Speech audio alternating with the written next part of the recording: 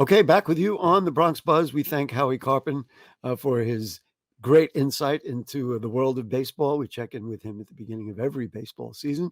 But right now, we're going to switch gears and talk to a Bronx artist. And we'll say good evening to Eric Kollin. Nice to see you, Eric. It's a pleasure to be here. Thank you. Thank you for joining us. Let's just talk about you as an artist. When did you say to yourself, I like being an artist, and when wanted to do all this work?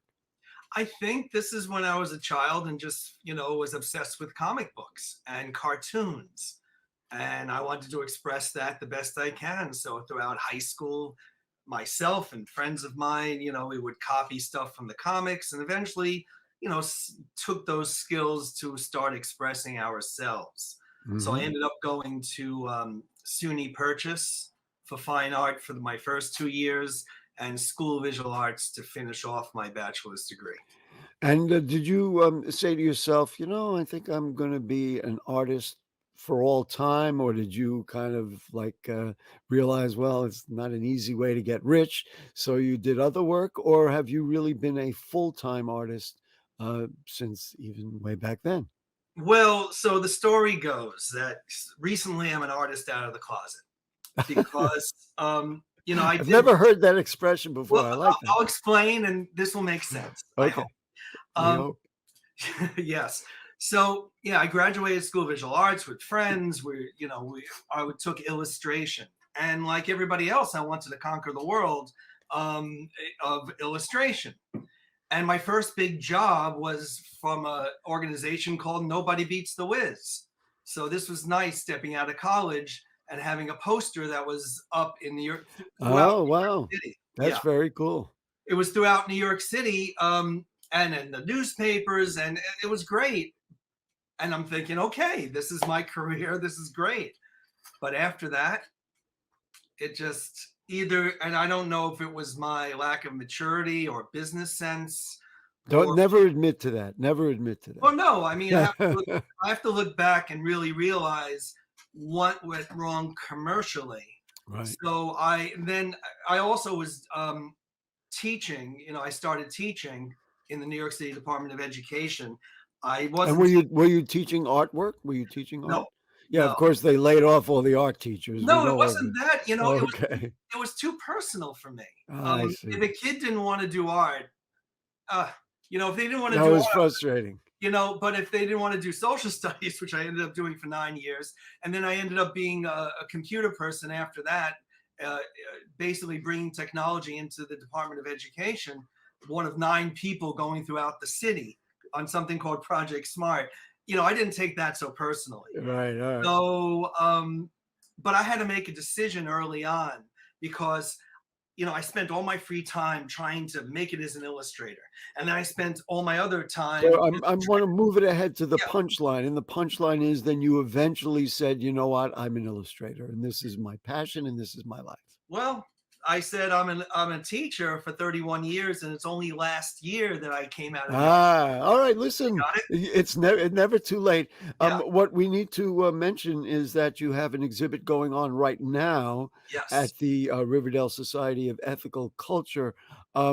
Your work is different. Let's put it this way, and I'm thrilled that the world is going to get to see it, and I'm thrilled that our audience on the Bronx Buzz is going to get to see it. So, Anderson, play the magic box here, and let's take a look. And we're going to ask Eric to talk about some of his work. All right. This is a nice way to start. What is this? Okay. Help help me here. this was an album cover I did for a bad heavy metal band many years ago. It is Anderson, pop that up again. I wanna um, look at that again. the kids seem to love it. I've had it on T-shirts that they've bought. It creeps me out to this day because it's really, about child endangerment and being false with a kid. So, but yeah, that's where it's at. And It's and both the cartoony stuff and the serious stuff. how long does it take? Like, you do one every day? Does a thing like that take days and days, and then you go back to it? I mean, how long is it? Well, back in the days, I had more free time to just see a piece through. I can do it for a week. Now, if I work on a piece once a week, I'm happy. So it may take a month or two to finish a piece. All right, let's look at another. Okay. As if people didn't get it up. This is just lovely. I mean, I don't Thank know you. what This else is to tell you. actually, I just did a black and white of this recently. That's going to be in a coloring book for an organization in Rockland County. It was part of a series I did for of Mexican dancers and instrumentalists. So I did about 4 or 5 pieces, and this was my favorite actually.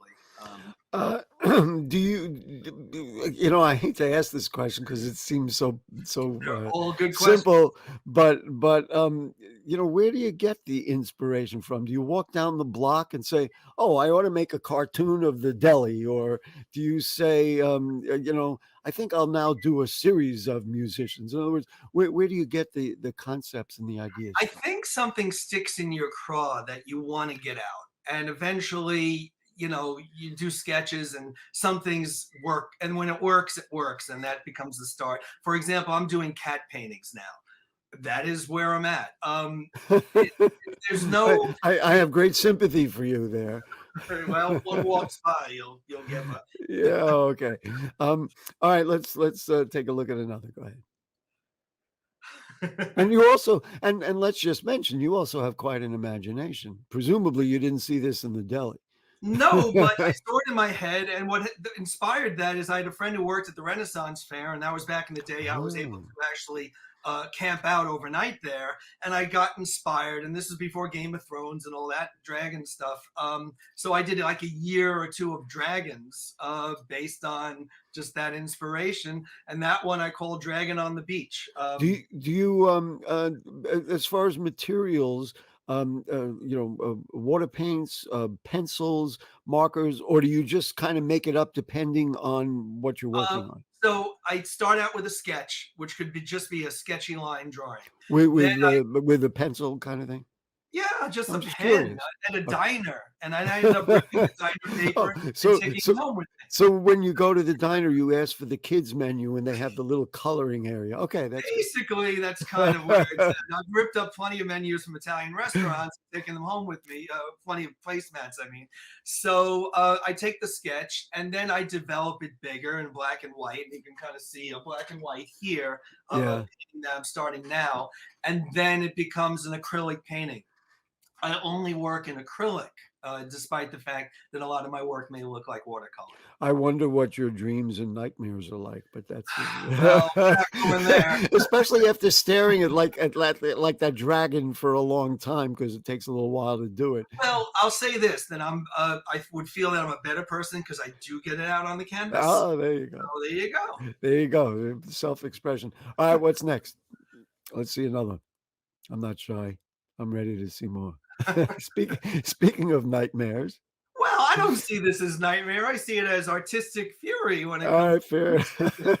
I'm not a musician, but I get it, and But that's what Anderson, put that one up again. I want to see that one again. he's involved in his world of music, and it takes all of him from the body in the background. Every day you put something down every day to keep yourself I going. wish I had that time. I have a Oh. 12-year-old son. It gets distracting around the house, so I can't do it every day. But I am in the middle of like two. All right, now we're going to really do the torture part. In your mind, would you like to do it every day? I would like to spend more time with it. Yeah. I think definitely clearing some space so that next year I can do that. I have to tell you, I mean, this is what I do for a living. I could do this 24 hours a day, sit here and talk to people on TV. And I believe me, I know the frustrations that, oh, rats, I got to do something else with my life. Oh no, I'm doing plenty of things. That's the problem. No, I know. I believe me, I get it. I'm involved in all sorts of stuff that this is one of the things that I get to do. This becomes the relief or the release. All right, so let's. How many more do we got? We got one or two more. Let's see what we got. See Oh this, I yeah. like. I like this a lot. This was done very recently, and I think it was inspired by the Me Too movement in some ways. I call it the Queen's Escape. I think its message is obvious about the Jack and the King kind of trying to exploit the Queen, and the Queen actually releasing herself from the card and finding a way out. All right, put it up one more time, Anderson. Let's just get another look. There it is. The queen emerges from the card. Have you thought about actually doing like a full comic book and writing a story and doing that? Not comics because I like to do single illustrations now, but if someone had a project that was a children's book type thing, an illustrated book, that I'd consider. Right. But the And sequential art is different. I think that I'm not what, say that again? What art? sequential, where it's the story is in. I see. Because you'd have to make the same character each time, and of Yeah, course, maybe in a different way or something like right. that. Right. And your thing is that's the image, that's the image, that's the I image. want the image to tell the story on multiple levels. So Is this exhibit at the Riverdale Society for Ethical Culture like the first time that you've seen all your work displayed somewhere? pretty, Or I mean, in 30 years, I think, 35 years ago, I may have had a small exhibit somewhere. But yes, this is kind of the awakening. This is my first solo exhibit, and the pieces are still up there on the wall for people to view. well, what's interesting to me, and I didn't realize this, but over what is that? I lose my sense of direction. Your right or left shoulder is that card picture. Are the Yes. ones that you create that large? I mean, it looks like eight and Um, a half by 11 or no, even it's larger. actually it's a little larger. These are prints and really, really nice prints I of see. the work. Sometimes I have to label on the back because I can't tell the difference. But this is almost the size of the original. The original is 18 by 24.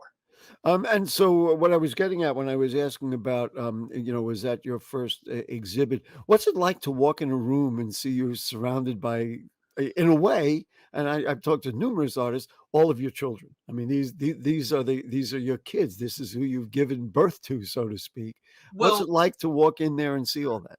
they've been with me for a while. So for me, it's not me seeing them, but what it's like for others to see them and what reaction am I getting. Because remember, not having shown, I didn't know a year ago whether my work would be accepted, whether it was Ah, good compared to well, others. I'm still finding its audience. listen, it's just fantastic work. You are a brilliant artist, and we are thrilled to have hosted you on the Bronx Buzz.